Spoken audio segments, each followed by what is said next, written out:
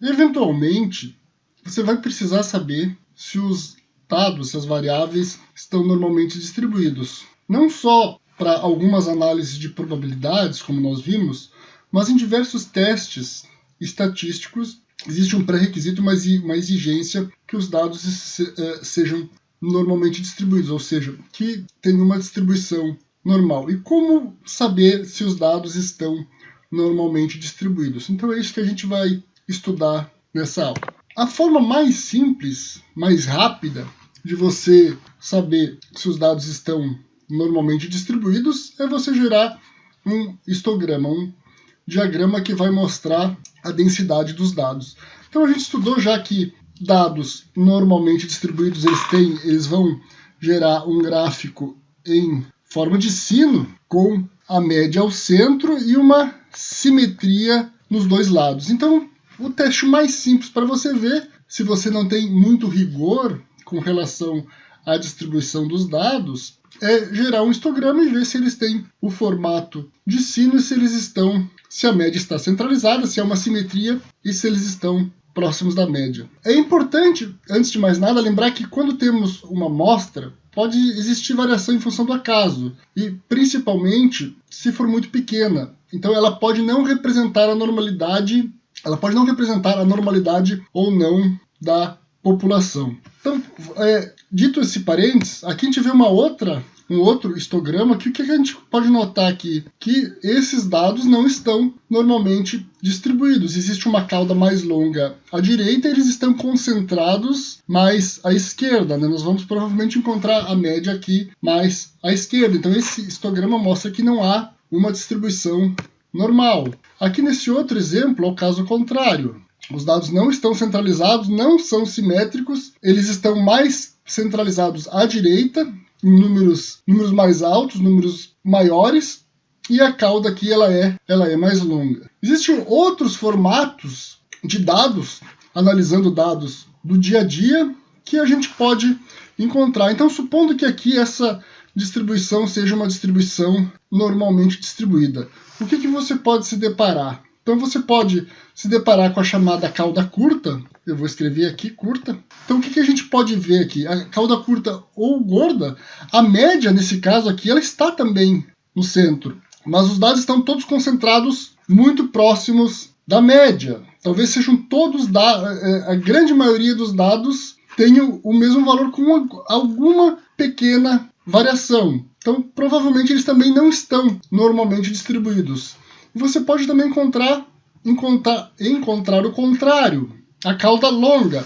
Então aqui a gente tem a cauda longa. Aqui também a média está no centro, mas os dados estão distribuídos de uma grande amplitude. A maioria dos dados está distante da média, mais do que uma distribuição normal. Então existe mais do que 3 desvios padrão, que a gente deveria encontrar a grande maioria dos dados em até 3 desvios padrão. A gente vai encontrar mais dados em volume considerável, mais de 3 desvios padrão da média. E depois a gente pode encontrar também, que a gente estudou no slide anterior, um enviesamento à direita, eu vou colocar um ED, enviesamento à direita, e um enviesamento à esquerda, que também nos mostra que os dados não estão normalmente distribuídos. Uma outra forma de você verificar se os dados estão normalmente distribuídos é gerar um diagrama de probabilidade normal.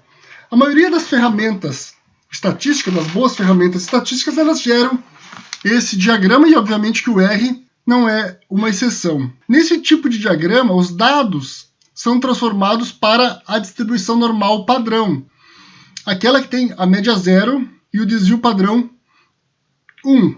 Então, se você encontrar os dados todos aqui próximo à linha, a gente vê aqui que existe uma pequena variação, mas ela é muito pequena, isso nos mostra que os dados estão normalmente distribuídos. Se você encontrar uma grande variação, aqui como a gente pode ver dos dados saindo da linha, como nesse outro exemplo, veja aqui que a variação é bastante grande, então isso nos diz que os dados não estão normalmente distribuídos. Uma outra forma de você testar se seus dados estão normalmente distribuídos, e é um teste um pouquinho mais complicado, envolve cálculos matemáticos e um teste de hipótese, é o teste de Shapiro Wilk. A gente não estudou teste de hipótese ainda, a gente vai estudar em aula posterior, mas eu vou explicar mais ou menos como isso funciona. Então, em todo teste de hipótese, você tem uma hipótese nula e uma hipótese alternativa, que é o HA.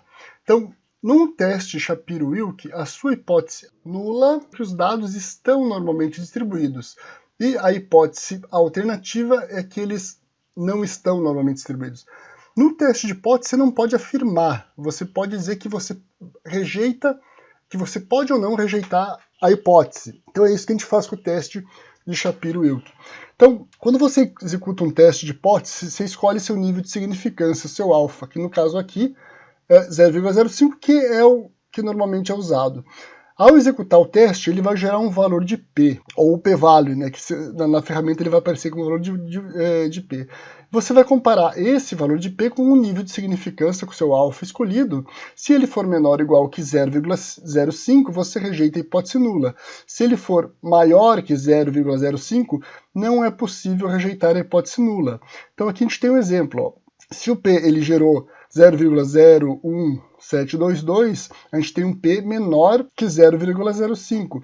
Então, há indícios de que os dados não são normalmente distribuídos. Se o valor de P, aqui no caso é 0,05, ele é maior que 0,05, há indícios de que a distribuição é normal. Então, quando ele é menor que o seu alfa, que 0,05, neste caso, você rejeita a hipótese nula. A hipótese nula é que eles estão normalmente distribuídos. Se você rejeita, há indícios que não estão normalmente distribuídos. Se for maior igual a 0,5, você não consegue rejeitar a hipótese nula.